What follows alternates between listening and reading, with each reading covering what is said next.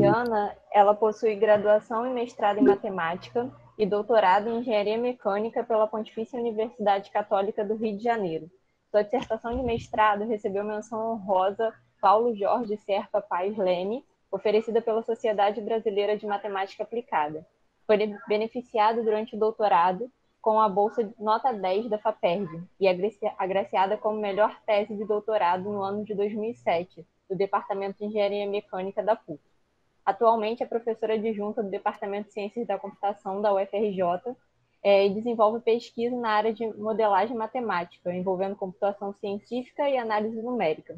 Tem experiência em dinâmica dos fluidos computacional, interação fluido-partícula e análise da estabilidade de escoamentos viscosos e viscoelásticos. Recentemente, ela também iniciou estudos de modelagem epidemiológicas para descrever a propagação da informação. Em 2018, iniciou um projeto, né, de colaboração junto com colegas da engenharia mecânica para a criação de um software aberto em Python, localizado no GitHub. Desde 2014, coordena um projeto de extensão que procura promover a inclusão digital para a sociedade como um todo, sendo a frente atual em escolas estaduais. Ju, muito obrigada por ter aceitado. Tem em torno de Fiquei 40 metida, hein? minutos. Você é demais. Fiquei metida. E agora tem atualizações. Eu recebi promoção semana passada, agora já sou associado, sou rica. E aí tem uma atualização triste, né? Antes ainda da pandemia, a gente não conseguiu mais vingar o projeto de extensão que acontecia na Maré. Aí acho que vale a pena falar o motivo, porque o prefeito e o governador, eles tinham um projeto conjunto, né, de segurança na Maré, e era conjunto com a UFRJ, e que a gente recebia crachás e facilidades para entrar com os estudantes, tentando não ser alvo, né, de bala perdida, de problema, e o governador Witzel fez questão de cancelar essa colaboração de segurança. Então, a gente não tinha mais como entrar na Maré, porque você não pode botar o grupo da UFRJ em risco. E aí a gente parou já antes ainda da pandemia, eu acredito que teria parado na pandemia também, e esse projeto de extensão, então, está parado. É uma pena, tem até que, bom, é só para atualizar, já estou metida agora, então eu resolvi falar de mim. Mas então, pessoal, o meu eu vou falar bem rapidinho, porque na verdade é bastante coisa, mas eu vou falar superficialmente de um monte de coisa, justamente porque eu percebi que a gente está em 2020, em 2010, eu tive meu primeiro aluno meu, né, que foi o Guilherme. O Guilherme foi o primeiro aluno meu, que eu chamo de, porque foi da bolsa que eu conquistei na UFRJ de iniciação científica. No entanto, teve a Gisele Alves também, logo antes do Guilherme, que a gente começou a trabalhar em iniciação científica. Aí eu orientava com o professor Mauro e com o professor Daniel na bolsa deles, né, de um deles, que eu acho que era até do Mauro. E aí eu resolvi, então, contar um pouquinho dessa história a partir dos problemas que a gente resolveu, ou tentou resolver, ou aprendeu. Na verdade, a maior parte deles a gente aprendeu, peraí que eu vou tentar compartilhar, a gente aprendeu muito mais do que, sei lá, a pesquisa mesmo tem essa parte inicial, que é justamente de conhecer o problema, aprender, então teve muita coisa que foi de iniciação científica que a gente ficou nesse primeiro conhecimento, que eu já acho super válido e estimula a gente a pensar em várias coisas diferentes, né? Então, eu vou botar aqui para exibir tela inteira, como as coisas são mais ou menos continuadas e ao mesmo tempo diferentes. Júlia, se você precisar que acabe meio ser repentinamente, fala, porque assim, repentinamente, se eu demorar, porque o Rômulo muito falante, né? Brincadeira, foi ótimo, Rômulo. Tá aparecendo aí, pessoal? Tá sim, Posso Ju, pode começar? deixar. Ah, então. Pode. E aí, justamente, né, são 10 anos de modelando diferentes mundos com equações diferenciais. Eu vou contar os modelos pela complexidade dos modelos, e no final eu vou fazer a linha do tempo dos estudantes, porque de fato a gente não estudou, né, de acordo com a complexidade dos modelos. E aí eu resolvi, então, ordenar a história aqui, a conversa, na complexidade dos modelos. E um primeiro modelo, não que seja o mais simples, mas certamente é mais simples do que os outros que a gente estuda, é de crescimento populacional.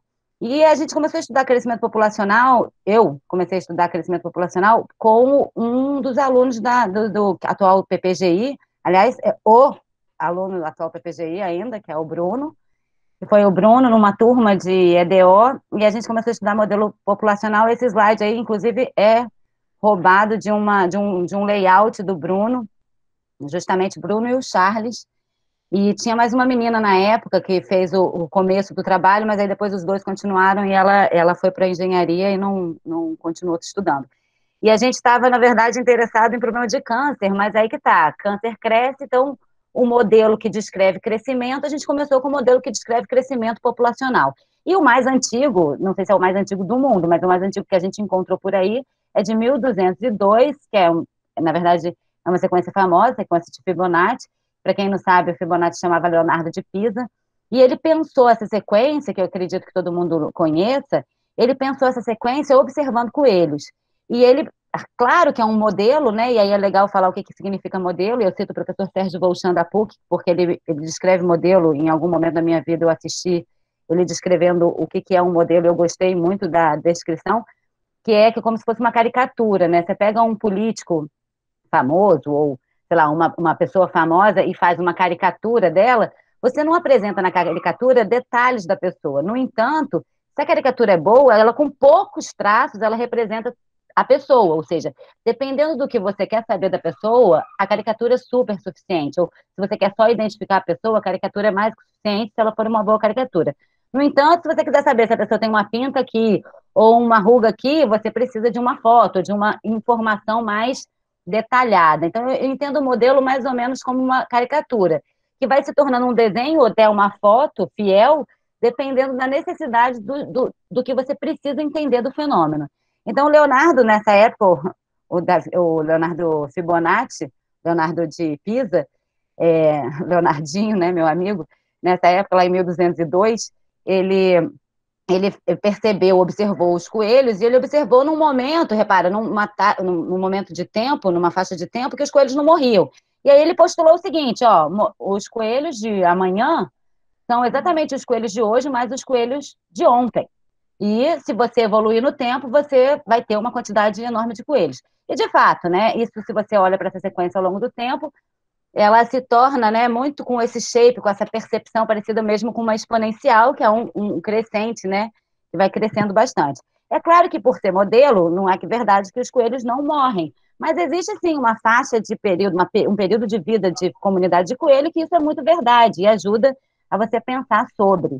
Tanto é verdade que muito tempo depois, 1798, o Malthus postulou uma lei, e ele, nesse momento, estava pensando em economia. Malthus era economista, e ele estava pensando em economia, e ele estava preocupado com o seguinte, que é o crescimento populacional em contrapartida com o crescimento dos alimentos, né, com a produção dos alimentos.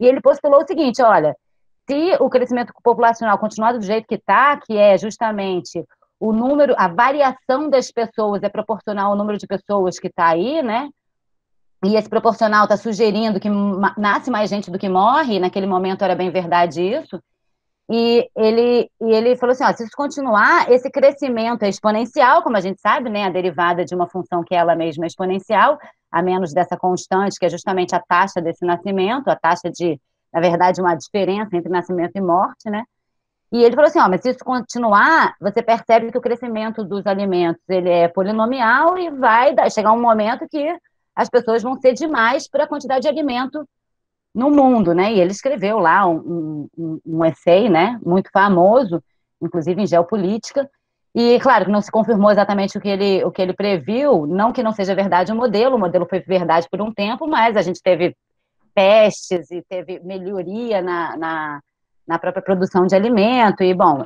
essa troca que não se confirmou, mas o crescimento exponencial de pessoas sob determinadas condições é verdade, não só de pessoas, como a gente vai continuar vendo.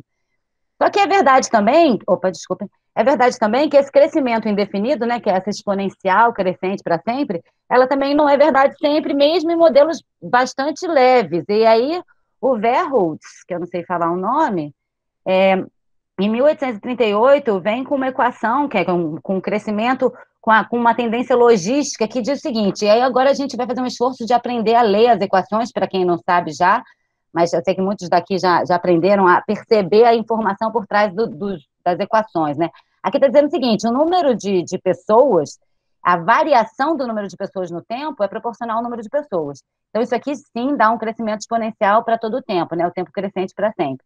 Aqui, o Verhulst dá uma certa restrição. Ele fala assim, olha só, existe uma taxa, um máximo, existe uma capacidade máxima de pessoas. Como se você pode pensar numa lâmina do crescimento de uma bactéria. A bactéria, ela cresce indefinidamente até chegar no bordo. Quando ela chega no bordo, ela começa a se esbarrar, e aí começa uma a não caber e uma matar a outra, ou, se você preferir, ela cresce indefinidamente enquanto tem comida. Se você restringe a comida, elas começam a se comer. Bom, seja lá o motivo, o crescimento é barrado por algum máximo, né? Então, se a gente perceber essa equação, quando esse máximo é muito maior do que o número de pessoas, né, no momento, o número de bactérias, a quantidade da população, o que acontece é que esse número é muito pequeno, porque imagina, você começa a população com 1, 2, 5, com um número muito grande de capacidade máxima. Então, esse número é muito pequeno, e essa tendência aqui desse modelo é justamente a tendência de Malthus. Você vai crescendo exponencialmente no início. Só que quando o N vai crescendo, que a variação é justamente isso, né? Quem cresce é justamente o N com o tempo, ele se aproxima dessa grandeza. E no que ele se aproxima dessa grandeza, repara, até o limite dele ser igual a essa grandeza, que é a capacidade máxima. Quando ele é igual a essa grandeza, esse termo se anula. Na verdade, todo mundo se anula e a variação da população passa a ser zero. Então, o crescimento, nesse caso, é uma curva tipo isso.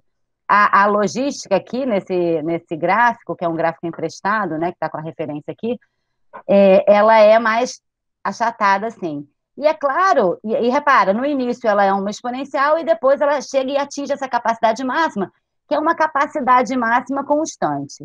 Exatamente esse modelo, se você olhar esse gráfico vem disso, ele fita bem, ele descreve bem, não exatamente o logístico, mas um logístico já modificado, ele descreve bem o crescimento de determinados cânceres.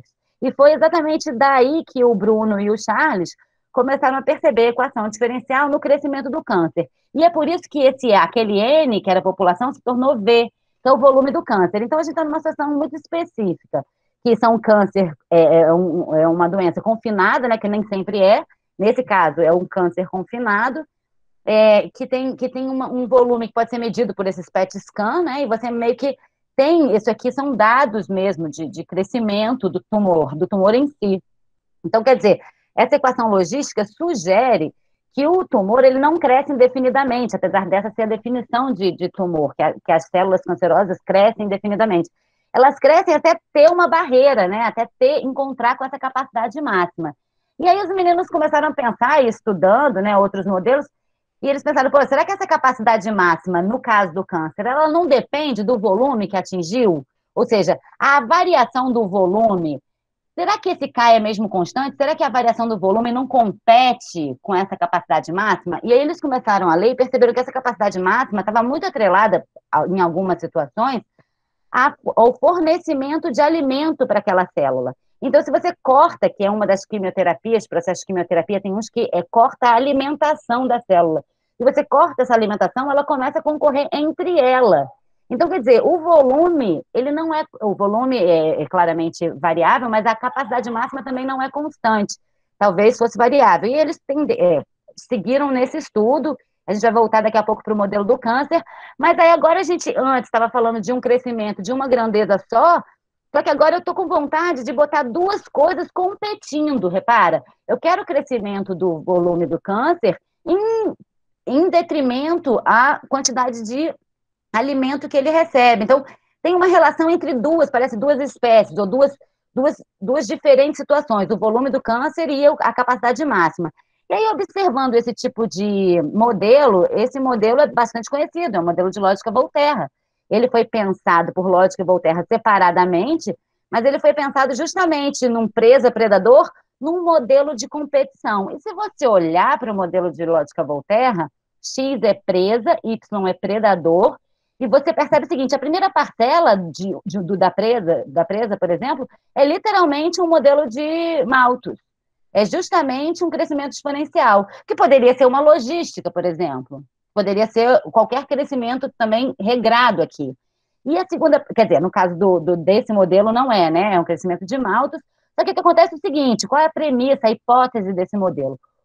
A presa, a variação da presa, ela tem, né, a seguinte característica. Tem uma taxa de natalidade, então a presa cresce por ela mesma, porque ela se reproduz, e ela perde, eu estou considerando, no Lógica Voltaire, a gente sempre está considerando essas constantes, alfa, beta, gama e mi, todas positivas, então esse menos aqui faz mesmo o papel de tirar, de diminuir a variação, ela diminui essa variação quando a presa encontra o predador, porque existe uma probabilidade da presa ter um abate, né, do predador predar a presa, e por isso beta, é uma chance que tem.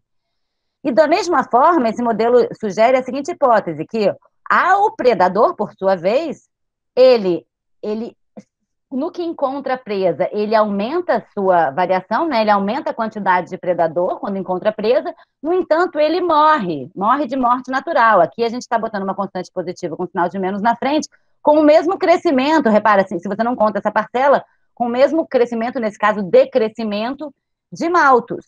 Então, nesse modelo, a presa nasce e ela só tem perda quando ela encontra o predador. E o predador cresce quando encontra a presa, aumenta, né, a quantidade dele, e tem perda ao morrer. Repare que isso é uma hipótese. No entanto, com esse alfa, beta, gama e mi positivos, já é mais que estudado e conhecido que existe sim um modelo de equilíbrio que sugere que, em várias situações da história, já foi usado o modelo logístico, esse modelo, desculpa, lógica Voltaire, para diferentes situações, que tem sempre essa competição e um equilíbrio entre as partes.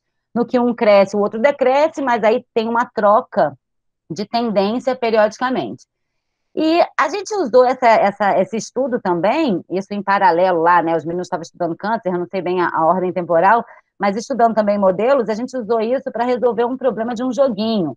Que, na verdade, o Diogo, que era um aluno da matemática, ele tinha um colega que estava fazendo um projeto final em alguma coisa de computação, e ele queria fazer um jogo de cadeia alimentar.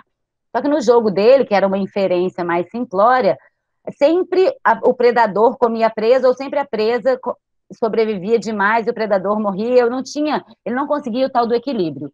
E aí eu falei, por que você não bota uma equação diferencial lá dentro? E aí eles fizeram um trabalho bem interessante para tentar até aumentar o número de espécies, e é interessante notar que, ressaltar que com duas espécies, esses sistemas dinâmicos aí são matematicamente bastante conhecidos, no entanto, com 3, 4, o negócio pode ficar bastante complicado, inclusive envolver caoticidade.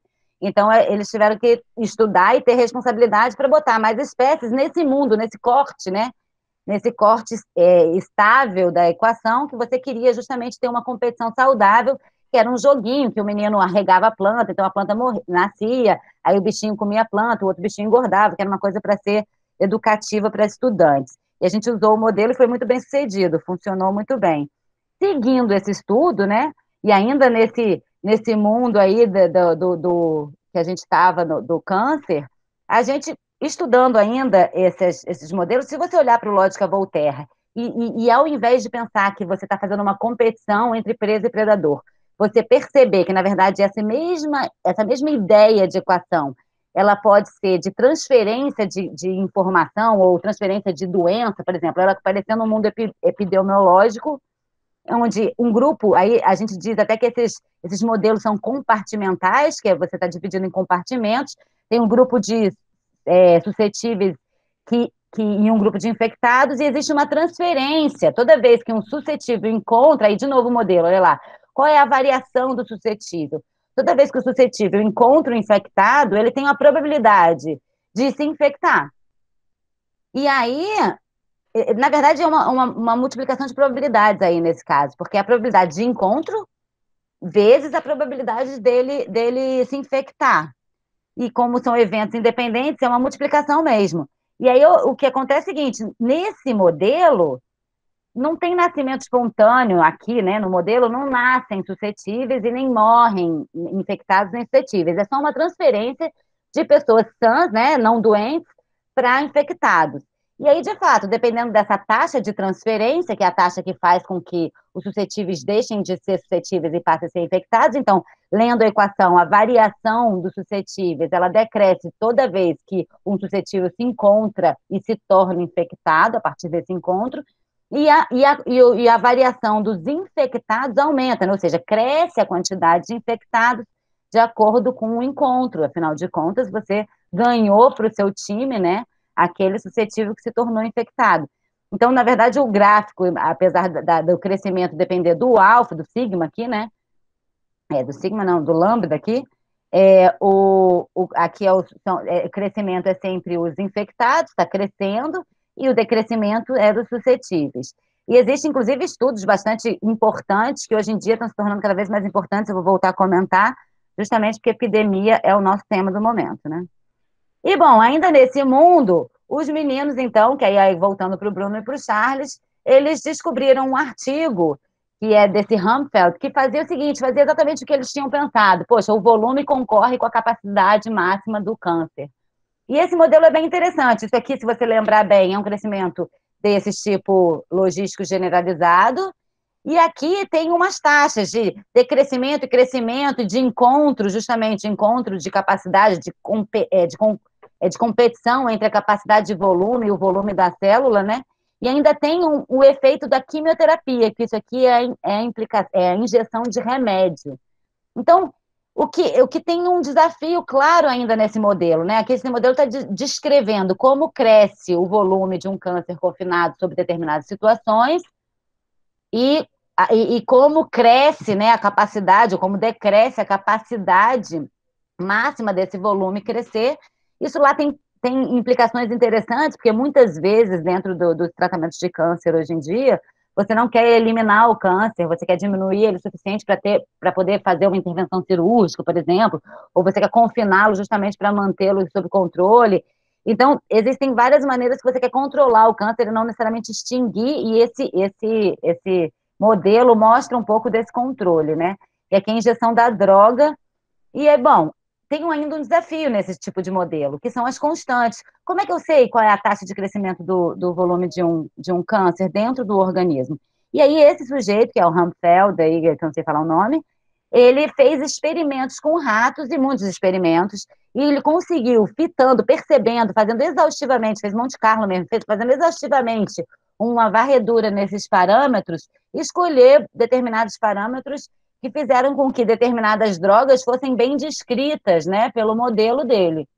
E aí ele fez esse artigo e os meninos então pegaram esse artigo não só para entender, para compreender aquela modelagem, para entender a análise numérica por trás, que na verdade é uma descrição numérica da equação, até porque essa equação em particular, ela tem aqui uma dependência temporal que faz com que isso aqui seja não autônomo, então tem umas particularidades, só que numericamente a gente consegue descrever esse modelo com justamente as constantes estabelecidas pelo artigo. E aí os meninos fizeram a seguinte pergunta: em posse do modelo, ele mais ou menos calibrado? Uma pergunta interessante, porque isso aí, uma vez que você tem um modelo mais ou menos calibrado, né, mais ou menos eu digo porque é uma tendência nesse tipo de modelagem, você nunca tem a certeza do valor, não é um valor correto, é um valor com tendências, né? Nesse tipo de modelagem, você usa o modelo para tirar vantagem sobre o problema, para tirar informação. E aí eles fizeram a seguinte pergunta: será que uma quantidade de quimioterapia que eu der para o paciente, eu dividir essa mesma quantidade em diferentes fatias de tempo, será que a resposta do volume, né, do câncer é melhor ou pior? Isso é interessante, né, porque eles perceberam o seguinte: quando você fatia o tempo mais, ou fatia a quantidade em mais tempo, essa linha azul, em menos quantidade, quer dizer, você dilui mais a mesma quantidade de droga final, você dilui mais no tempo, você tem uma diminuição significativa do volume do tumor.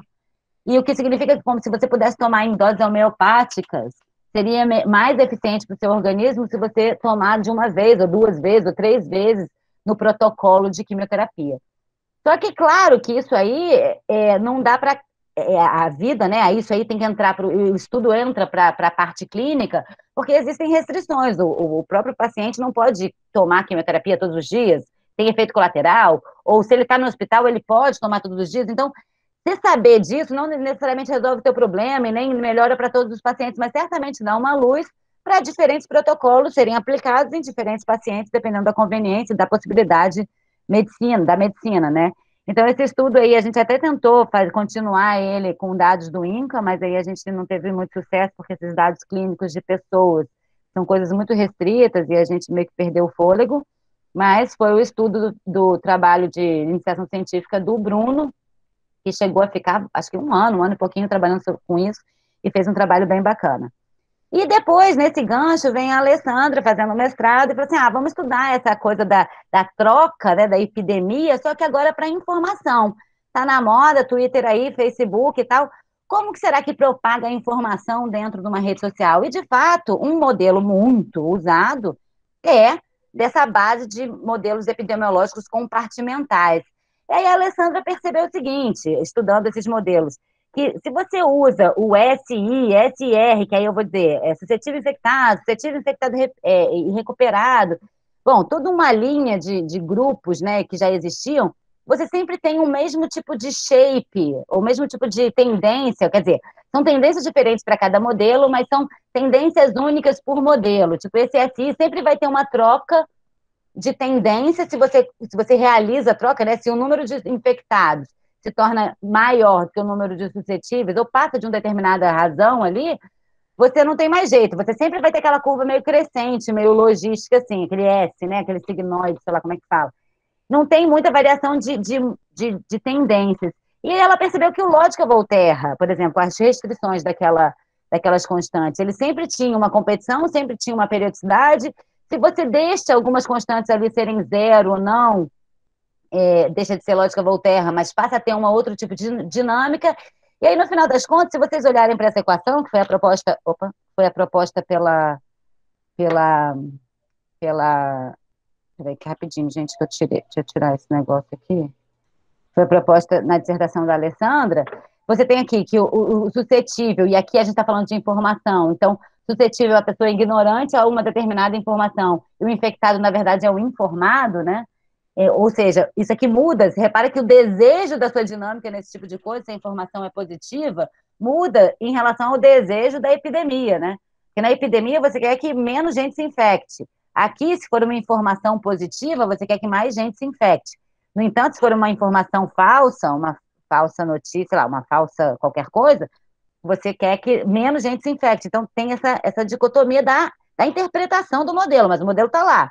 E aí, se você perceber, é o seguinte, o crescimento dos suscetíveis tem a ver com o nascimento e tem a ver com mortalidade também. É claro que a relação entre B menos Mi vai te dar um número positivo ou um número negativo, dependendo, mas ela deixou livre porque ela percebeu o seguinte, olha, nascem suscetíveis, ou seja, as pessoas não necessariamente sabem desse assunto, passam a se tornar curiosas sobre um assunto e também podem perder o interesse.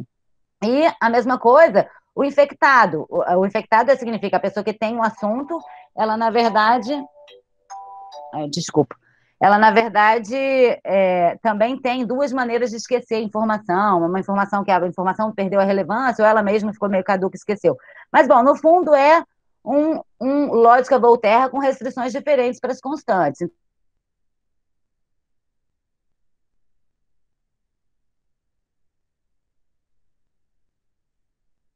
Mais chance de achar essas constantes, que é uma dificuldade no meio do caminho, é descobrir as constantes. Aí ela percebeu que, qualitativamente, por exemplo, se tiver a relação entre as constantes do modelo, aí só lembrando, nesse caso, temos a B, beta, Mi, beta, Φ e Mi, de novo, né, são as mesmas. O que acontece é o seguinte, você consegue perceber qualitativamente dinâmicas parecidas do modelo com situações reais de mídia social. Isso aqui, por exemplo, é a distribuição da vida média de links de uma determinada rede social. E aqui é quando você faz justamente o B menor do que o Mi, que se você olhar lá quem é o B e quem é o Mi, fica fácil você ver que o B é nascimento e Mi é mortalidade. Então, se você tem uma determinada relação entre quanto você ganha e quanto você perde de informação, você tem essa relação aí de dinâmica.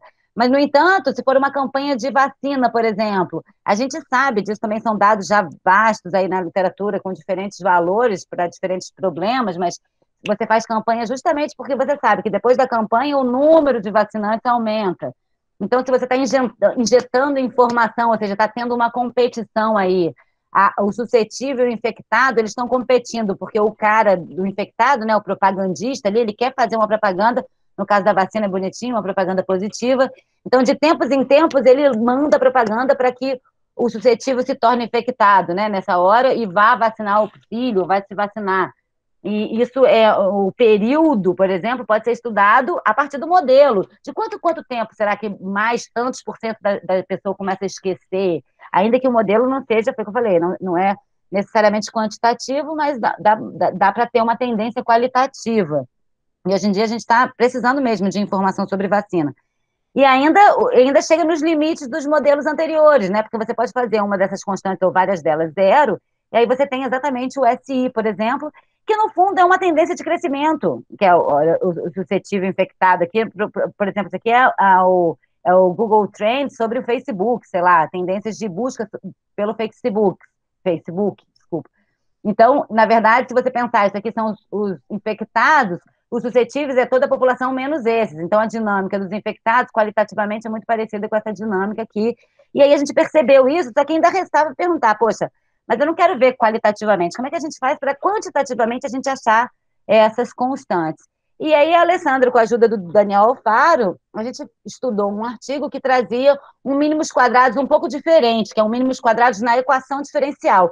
Lembrando que mínimos quadrados, de um modo geral, você está ajustando pontos a uma determinada curva.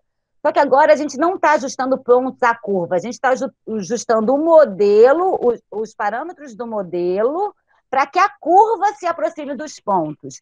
E aí é o seguinte, suponha a seguinte situação, que o Eric, que era aluno da Jonice, ainda é, talvez, trouxe para a gente alguns dados, e ele fazia o seguinte, ele tinha do Twitter informação sobre Zika, por exemplo, quem falou sobre a Zika. Então, ele tinha curva de tweets sobre a Zika num determinado período de tempo. Então, ele tinha os infectados discretamente, né, no tempo que ele precisava mostrar. Então, ele tinha os infectados no mundo discreto, e a gente fez exatamente o contrário. Então, a gente tentou escrever o modelo, ajustar os parâmetros para que a resposta contínua do parâmetro batesse mais ou menos com os dados da rede social, ou dados quaisquer, né? E aí, assim, eu não vou entrar em detalhe, né? A gente fez isso no caso do Eric, a gente usou o modelo SR, que é um grupo de suscetíveis, um grupo de infectados e um grupo de recuperados. Repara, tem umas características interessantes nesses modelos compartimentais, e uma delas importante de perceber, que ajudou a gente a fazer as contas, é justamente que se você soma essa equação, a variação dessa equação, você percebe que ela é constante, o que é zero, desculpa, o que sugere que, se você olhar, esse termo está aqui e esse termo está aqui. Então, quando eu somo isso, é constante, quer dizer, constante é zero, o que significa que a variação, né, as grandezas são constantes, apesar do S variar, o I variar e o R variar ao longo do tempo, o N é sempre constante. E o N é justamente o número de pessoas no início, né? Os recuperados do início, os infectados do início e os suscetíveis do início da brincadeira. Então, você tem N desde sempre, teoricamente. Aí eu vou explicar por quê. E, bom, e a gente foi percebendo nas equações, fazendo conta, que é o que a gente sabe fazer bem, né? Aí fez conta para cá, fez conta para lá, somou, subtraiu, tentou escrever as coisas, concatenou todo mundo na equação de infectado, isso porque os dados me davam infectado só, que eram os dados do Twitter, e aí a nossa ideia era o seguinte, eu vou tentar estimar os parâmetros que aparecerem, se eu conseguir concentrar todas as informações no mundo infectado, para mim é bom. Como a soma dos recuperados, suscetíveis e infectados é N, né? E eu ainda tenho que no início, por exemplo, os recuperados são sempre zero, porque eu acabei de começar a brincadeira, acabei de começar a infecção. E, bom, com outras informações, a gente consegue escrever tudo em função do I, desde que, claro, você escreva o R em função do I e outras variáveis em função do I, que eu estou chamando de infectados mesmo. E aí, escrevendo tudo em função do I, a gente chega numa equação com essa cara, e a gente faz justamente mínimos quadrados aqui, porque eu quero resolver isso aqui, mas eu quero fitar isso, quero que essas constantes aqui sejam tais que a resposta disso bata com os dados. É claro que não bate muito bem, né? A gente ainda tem muito o que fazer, esse trabalho ficou meio pelo meio do caminho, não bate muito bem, aqui é só um modelo num problema de livro, que é de influenza, que é uma doença que parece que o SR modela muito bem, e a gente foi lá para os dados de verdade, repara, os dados de verdade, eles não são nada contínuos, né, super discretos. É claro que essa aproximação que a gente encontrou não está boa, mas ela está dando uma tendência. E aí a gente teve várias ideias, ainda acabou não fazendo, porque o Érico fazia a dissertação em outra coisa, e a Alessandra se formou, e a gente acabou não trabalhando mais nisso, é que talvez um tratamento dos dados, uma maneira de mexer melhor, talvez melhorasse a resposta do modelo, né? O modelo, o mesmo sendo o mesmo modelo, se você dá como input dados mais bem tratados, ele responde melhor, porque afinal de contas o modelo é contínuo. Eu dando dados completamente doidos assim, é claro que ele não respondeu tão bem.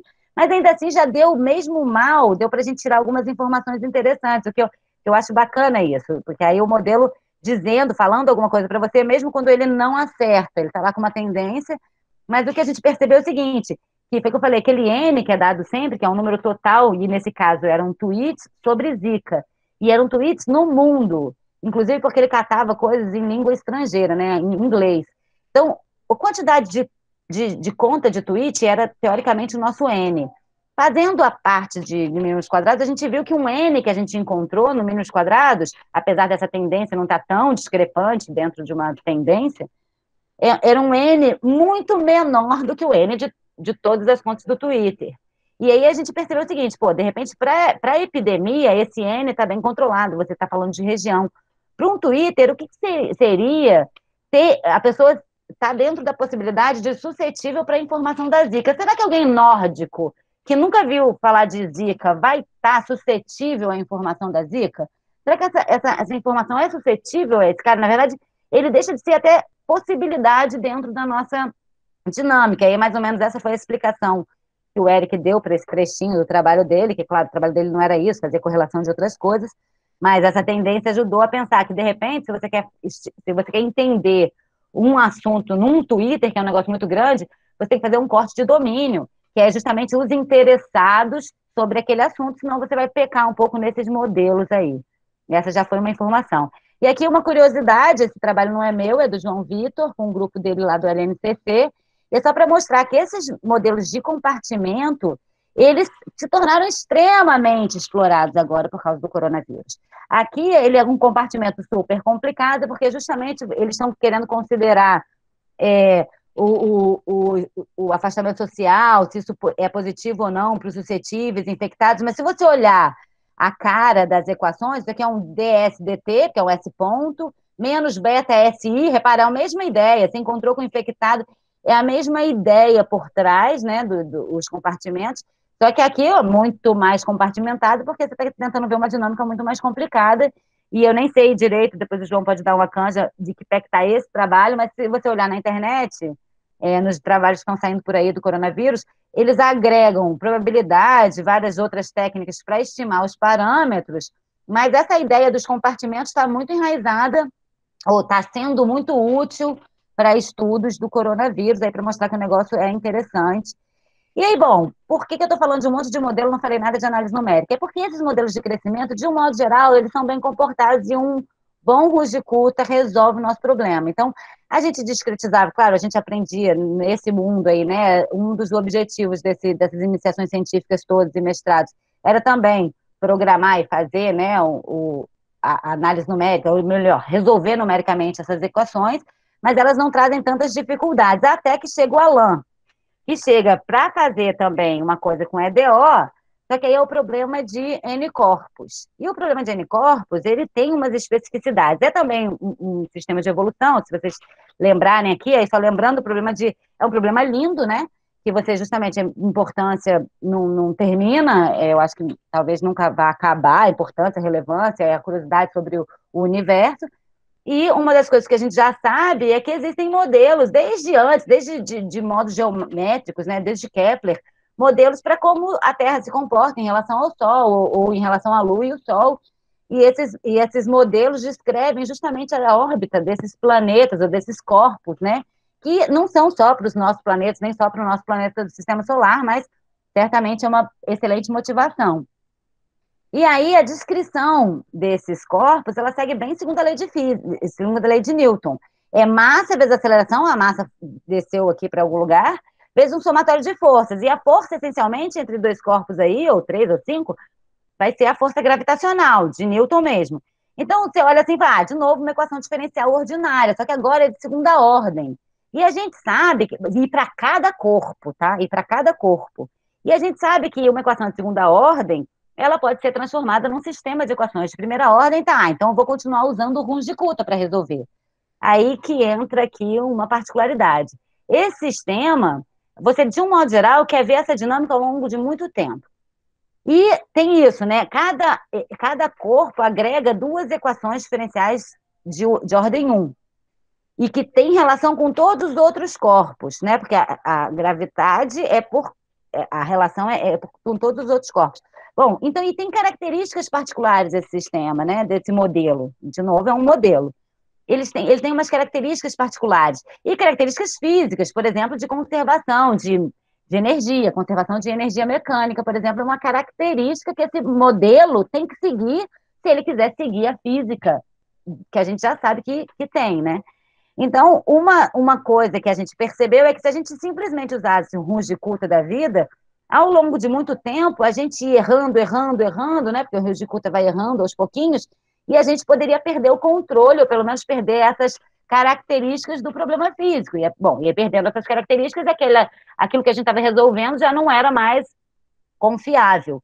Então, o Alan teve que estudar métodos simpléticos, que no fundo, para quem não sabe o que é porque esse tipo de sistema é simplético, e simplético no fundo, assim, para leigos, para mim também, que eu conheço pouco de simplético, é que preserva uma determinada área, né?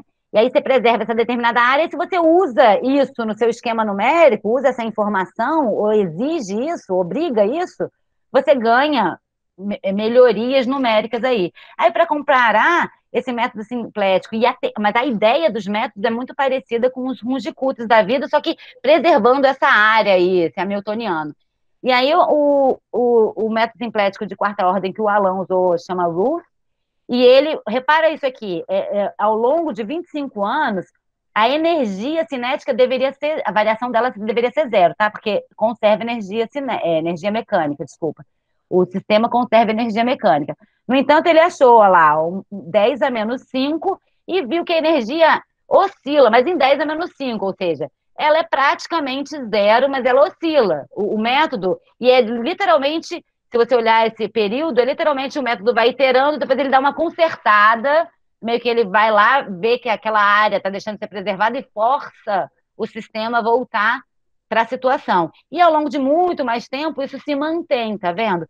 No entanto, se a gente faz a mesma conta com Runge-Kutta de quarta ordem, logo nos primeiros 25 anos o erro ainda está muito aceitável, 10 a menos 4, mas passou o tempo, olha lá o erro, cresceu muito no Runge-Kutta de quarta ordem.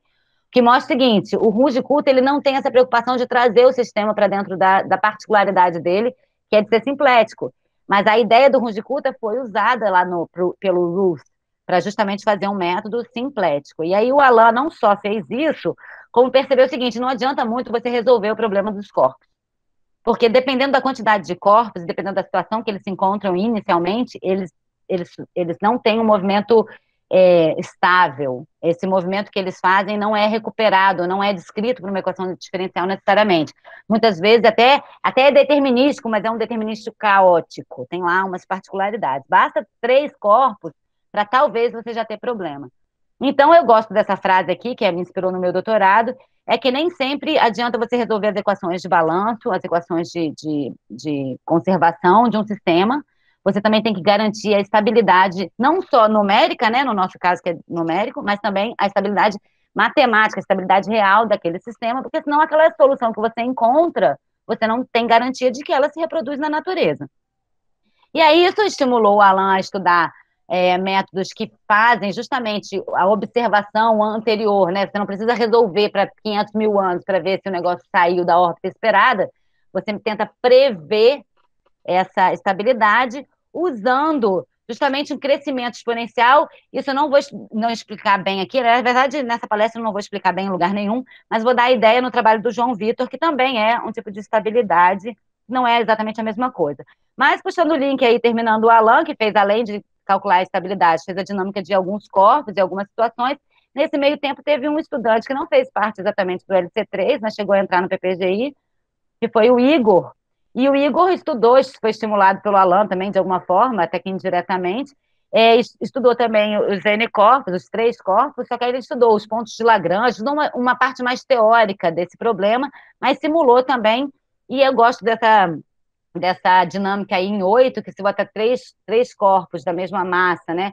em uma situação bem especial, com velocidades especialmente escolhidas, eles andam numa mesma linha, fazendo um 8, só que cada um num momento, né? Uma dança bonitinha.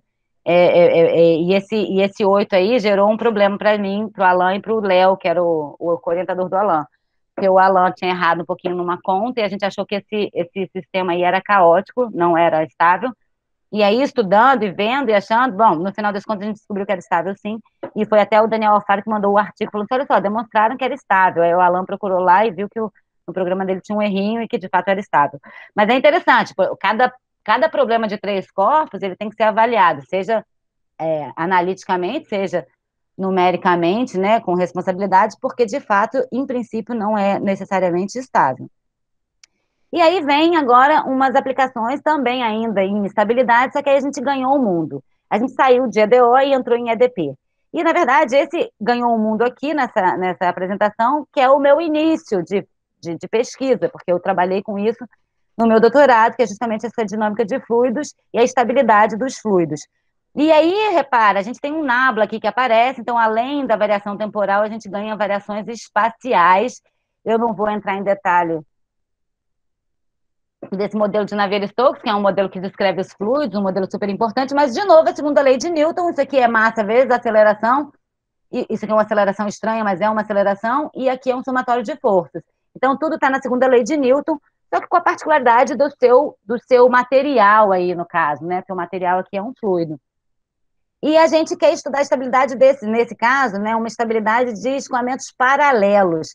E paralelos tem a ver com justamente eles andarem em lâminas, assim. Então, são 2 escoamentos benchmark desses, né, que são muito famosos e são muito vistos na natureza, ainda que em trechos de tanto problema de engenharia quanto problema real de vida, que são muito estudados, que é o COET e o POASEL.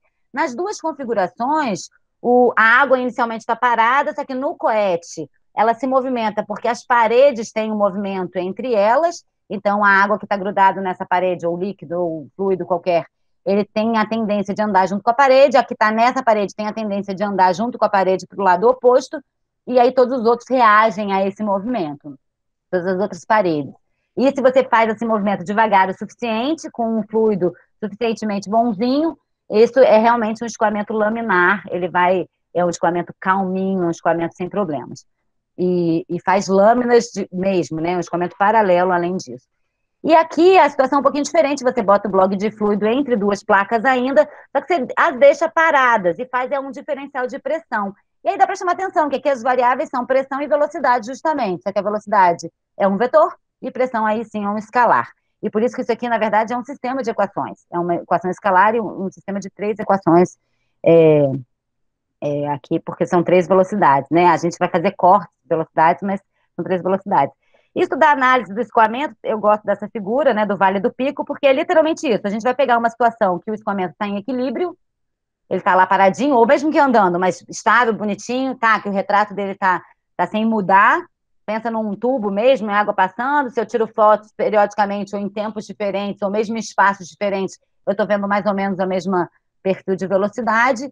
E eu resolvo dar um peteleco nesse tubo aí, na água desse tubo. Ou, se eu preferir, tá paradinho um lago, eu resolvi jogar uma pedrinha ali para saber o que acontece. E aqui, um exemplo interessante desse aqui é que, nesses 2 casos, a bolinha está em equilíbrio, só que se eu der um peteleco nesse primeiro caso do vale, na verdade, do vale, ou der um peteleco nesse caso do pico, o comportamento da bola vai ser muito diferente. No caso do vale, a bola provavelmente vai voltar para a posição inicial. Então, você deu um peteleco, mas ela volta para a posição inicial. O peteleco é pequeno, quer dizer, ele decresceu com o tempo. E esse aqui, o peteleco, vai fazer com que a bolinha mude de lugar. Então, ela não volta para o lugar original. E é literalmente isso que a gente faz. A gente pega a grandeza que importa para o nosso problema, no caso, a velocidade e a pressão, e dá um peteleco exponencial no tempo, e aí ganha esse lambda como incógnita. E achar esse lambda é justamente descobrir se o peteleco vai crescer ou vai decrescer com o tempo, porque, repara, é um fator exponencial no tempo. Se o lambda é positivo, esse exponencial vai crescer muito, essa parcela vai ganhar da parcela base.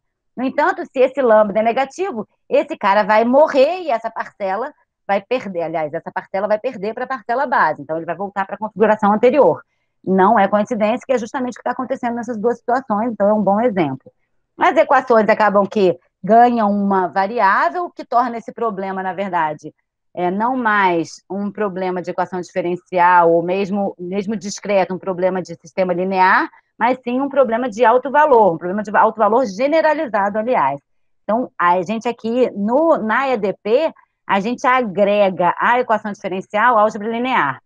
Ou porque você tem que resolver um sistema linear no final, ou porque você tem que resolver, inclusive, dependendo da situação, um problema de alto valor. Então, aqui a gente agrega, e esse problema, ele foi estudado justamente, aí voltando aqui para falar do Guilherme, né?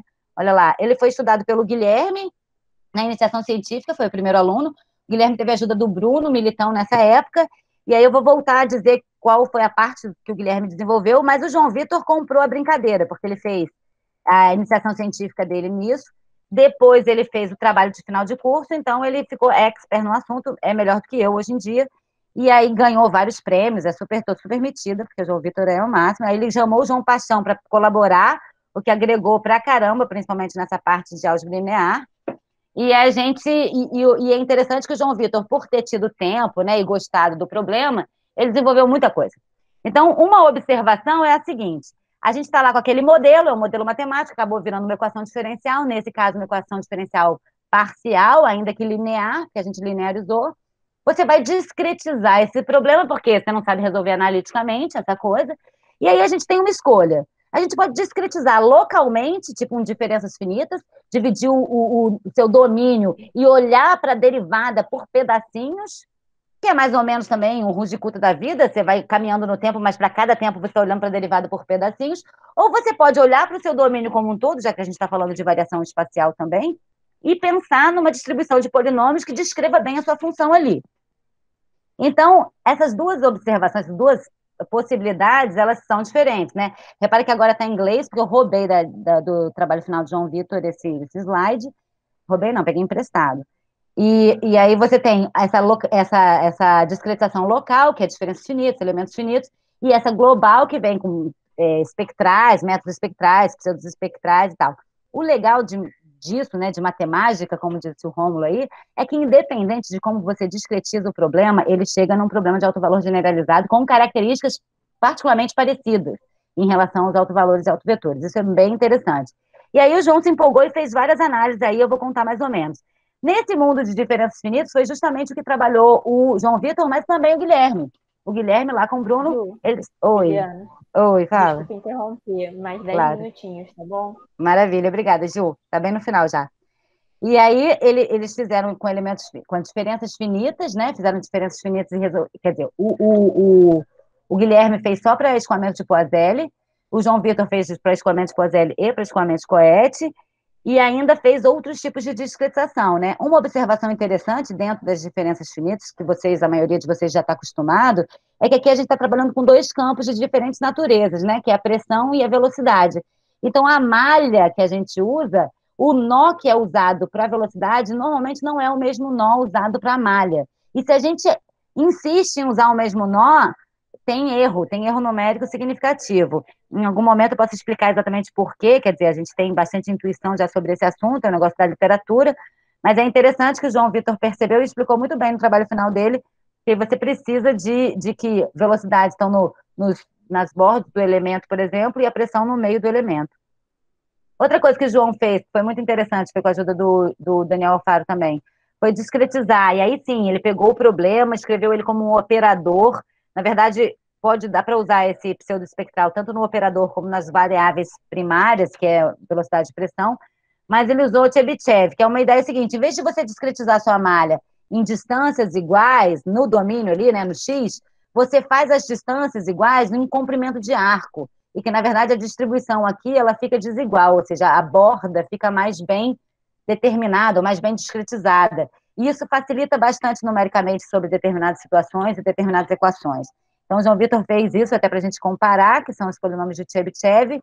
E aí, para lembrar da primeira aluna, que não foi exatamente com fluidos, mas trabalhou com calor, equação do calor, a Gisele também fez uma coisa de discretização global, que foi usar Fourier. E aí, na época, a gente estava querendo aprender a fazer computação também, né, fazer método numérico, a gente usou a transformada Fourier rápida. E aí a Gisele apresentou na GIC justamente um problema de calor com a transformada de Fourier rápida, que também está nesse mundo de você olhar para o domínio como um todo e descrever sua função de uma vez. Enquanto que o local é para cada pontinho, você descreve localmente a sua função e depois você olha para o todo, porque todo mundo quer olhar o todo no final, né? E bom, e aí, para terminar mesmo, o João conseguiu fazer a programação de vários diferentes métodos, né? Inclusive comparando com o meu doutorado, que é ligeiramente diferente. Lembrando que para aquele problema de estabilidade, o que a gente quer ver é se o alto valor cruza o eixo imaginário, e aqui, se você olhar, é um gráfico de parte real, parte imaginária, e está todo mundo do lado de cá, ou seja, todo mundo do lado da esquerda, significa que é estável o problema, e a gente está num problema entre duas placas, a gente calculou o alto valor, ela é toda estável, mas tem uma observação aqui, ó. Se você não faz aquela discretização separada, né, da pressão no lugar correto, ele é o único dado que está diferente dos outros. Os outros todos estão concordando. Então, esse lambda aqui, na verdade, não é esse vermelho. E essa discrepância aqui poderia gerar um problema de informação, porque se esse sujeito cruza, só que sem ser verdade, né, a gente vai dizer que o escoamento é instável sob determinadas condições, sendo que ele é estável. Então, essa discretização realmente não é apropriada, que é justamente a pressão precisa estar em pontos diferentes da velocidade. Então, esquecendo a vermelha, o que você tem é justamente uma concordância entre todos os métodos utilizados. E não só uma concordância de métodos, mas é interessante ver também que ele pode comparar o tempo. E aí, dependendo do tempo, né, o tempo que a gente usa, dependendo do tempo, o menor tempo, na verdade, aqui é um pacote desses, né, e a gente consegue comparar em posse do problema e da discretização, você consegue tirar informações também do tempo do algoritmo. Então, foi mais ou menos isso que eu falei, e aí tem os novos trabalhos, que aí eu não vou entrar muito em detalhe, porque a Júlia já falou, né, novos trabalhos não, porque na verdade o da Júlia é novo, e o Pedro Henrique também fez um estudo interessante, e aí, como a Júlia falou, 2 semanas atrás, 4 semanas atrás, sei lá quanto, um mês atrás, eu não vou dar muito detalhe, mas esse aqui é legal, que eu até vou botar aqui, que a gente tem lá, é o Ross, né, então é um trabalho em conjunto, e que aí, para quem tiver curiosidade de conhecer, ele é um software aberto que a gente está desenvolvendo para justamente calcular escoamento dentro de máquinas rotativas, quer dizer, o software é para fazer a máquina toda, a nossa parte é do escoamento, e aqui o meu primeiro aluno de mestrado, que foi junto com o Marcelo, que também tem a ver com fluido e também tem a ver com engenharia, que a gente estudou foi justamente partículas dentro do fluido. E esse trabalho não só foi do Carlos Felipe, que foi um aluno de mestrado, mas também agregou, né, um trabalho com o pessoal da engenharia mecânica, porque eu tive um aluno da engenharia mecânica que me deu mais link ainda com o pessoal da engenharia mecânica, que dando a oportunidade justamente deles convidarem a gente para esse trabalho aí do Ross, que na verdade a gente foi convidado para participar justamente por causa desse link, né, que a gente já tinha de matemática computacional com engenharia, e eu acho que foi mais ou menos isso. E agora já tenho 10 anos de UFRJ, né, mais ou menos. Eu ia fazendo uma linha temporal dos alunos, mas não deu tempo de terminar. Você vê que está faltando gente aqui, ó. Mas tem uma galera aqui, justamente galera de graduação, galera do mestrado, mas chamar a atenção que o Bruno, Charles, Guilherme, Carlos Felipe, Alessandra, o Alan, o próprio João Vitor, parcialmente, né? Eles todos fizeram parte do LC3, agora a Júlia, ou seja, o LC3 é um grande promovedor dos meus filhotes, ou melhor, dos meus escravizados. Obrigada, pessoal, acho que é isso. Muito obrigada, Ju. A apresentação foi muito esclarecedora, muito interessante. Queria abrir se alguém que tiver alguma dúvida, alguma pergunta para fazer.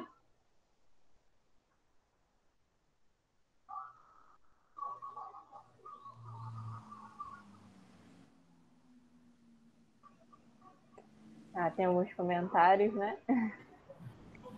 Eu tenho uma pergunta para a professora.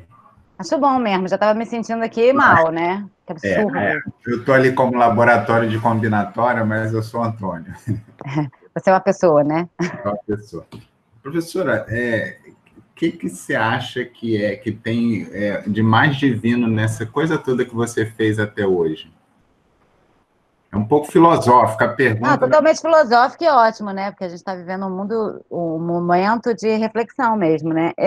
Sinceramente, Antônio, eu acho que a minha contribuição, na verdade, é muito mais acadêmica no sentido de estar, né? De perceber os alunos, de estimular estudo, do que realmente eu acho que de realizar algum trabalho de superponto e tal. Apesar do Ross ser um negócio bacana, dos outros trabalhos terem, né? Eu já tive trabalhos também na Petrobras, outros que são usados como usados até hoje, né, que não foram exatamente só um estudo, mas eu acho que a contribuição mais importante é estimular o estudo, a compreensão, o conhecimento dessa garotada. E eu acho que deixar isso aflorar é muito interessante. Você vê, o Alan, na verdade, ele me conquistou para fazer esse negócio de anticorpos, porque eu não tinha a menor skill. A gente chamou um orientador porque eu estava morrendo de medo do problema. E é um pouco isso, mas eu acho que essa permitir, né, permitir ou incentivar estudos, mesmo em ambientes que a gente não conhece inicialmente, eu acho que é o foco de uma universidade, né? Você não precisa temer o que você não conhece, o seu objetivo é conhecer. Então, eu acho que a contribuição maior eu acho que é um pouco isso. O problema pode até ser difícil, mete a mão na massa. No pior caso, você não conseguiu resolver, e aí? Não vejo isso como um problema, é uma tentativa, e muitas vezes o fracasso é ótimo para a gente aprender e não realizar de novo. Então, nessa hora, eu acho que a contribuição maior é estudar mesmo, é estar junto. É uma pena, esse negócio da pandemia atrapalha, porque estar com os estudantes, estimular o estudo de coisas diferentes, de assuntos diferentes, é uma coisa que eu acho que funciona melhor presencialmente. Obrigada pela pergunta. Espero ter respondido.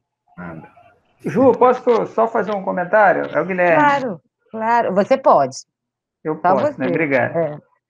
Não, então, na verdade, eu queria agradecer, cara, porque foi uma viagem no tempo aqui, né, desses 10 anos, lembrando do trabalho do pessoal todo. Foi muito legal rever tudo isso e ver como é que foi bacana, né, esse entendimento que a gente tinha desde que o LC3 era lá naquela outra salinha que hoje é a Secretaria da pós, né, e ver como é que ficou legal. Então, eu queria realmente agradecer, porque eu fiquei aqui viajando, lembrando de todos os trabalhos, do pessoal fazendo disciplina junto, e ver que hoje o grupo está bem maior, isso é muito legal. Então, só te agradecer mesmo, estava até falando com a Carla que a gente estava me sentindo até velho, né? Porque se tem 10 anos de trabalho, significa que tem no mínimo 10 anos de UFRJ aí. Então já tem uma carreira. Pode ficar velho, você, Alessandra, Carlos Felipe, o Carlos Felipe não tá aí. Todo mundo velho. Não vem, não. Vem dividir velhice comigo.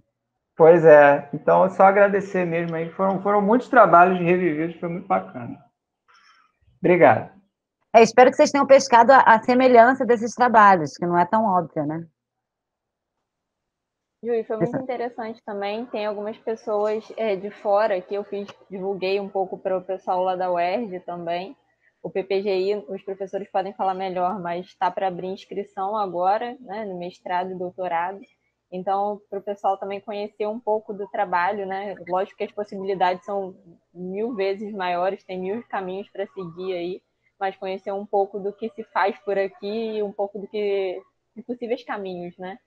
Foi bem interessante. Obrigada. Sim, a gente está abrindo o edital aqui, vai começar amanhã, de 15 de outubro até 17 de novembro, vai ser o edital para 2021.1, tá? Então fiquem de olho no site do PPGI.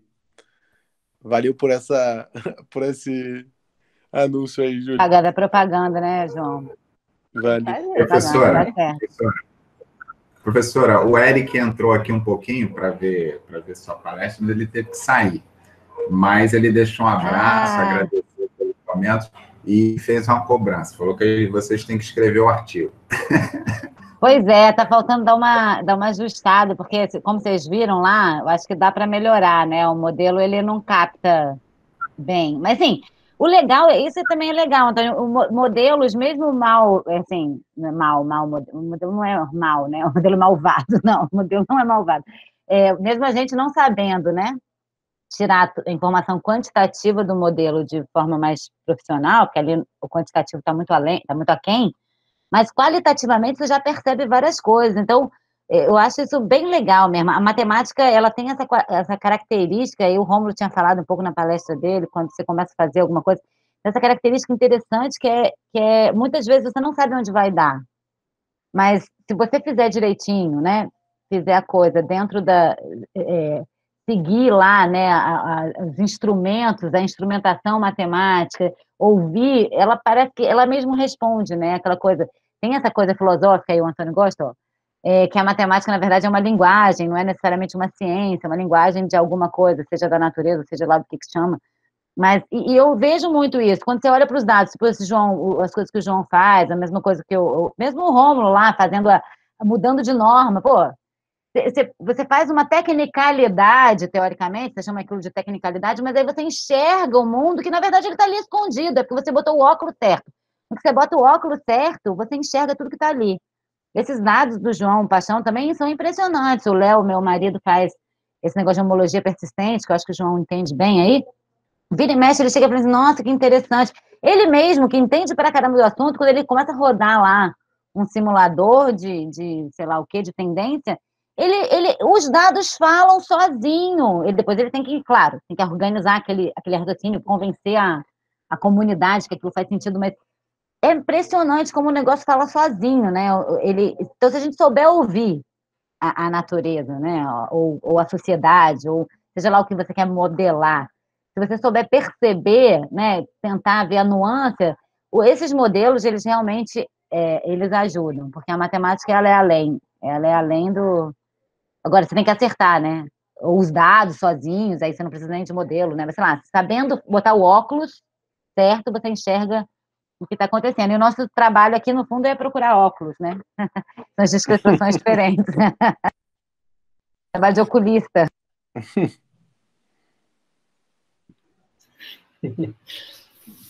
Tá bom, gente.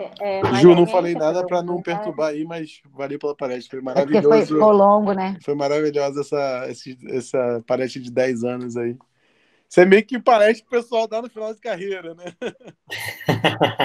Porque eu tô me despedindo, entendeu?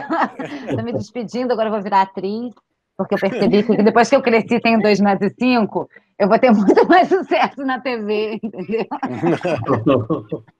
Não, mas foi muito bom, Ju. Eu achei muito legal a parte do Simplética que você falou do Alan. Acho que tem várias coisas ali que eu gostaria de ter um óculos melhor para entender esses métodos numéricos que preservam área, volume, pensam um pouco mais no hamiltoniano, né? Coisa. Eu achei muito interessante esse ponto e queria comentar isso. Obrigada, mas isso é total do Alan. Do Alan, ele tá aí ainda? É culpa dele. Ele que veio com isso tudo. Até o Hamilton, que ficou meu amigo íntimo, né? Quem me apresentou foi o Alanzinho. Você vê, o cara chama hamiltoniano, né? Não, brincadeira, eu já tinha ouvido falar de hamiltoniano, acho que o João, todo mundo que estuda matemática deve ter trombado com hamiltoniano em algum sentido, mas o Alan, ele me deu a oportunidade de perceber que eu não sei geometria simplética, nem equação diferencial simplética, nada disso, mas que agora eu já sei o que eu não sei, pelo menos. Antigamente eu não sabia nem o que eu não sabia, agora eu tenho certeza do que eu não sei. Isso é importante também.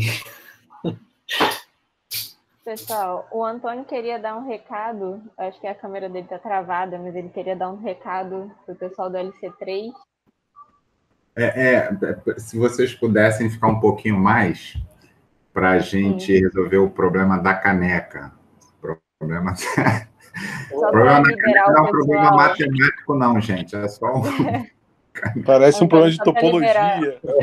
Tem quantas alças a caneca, né, João?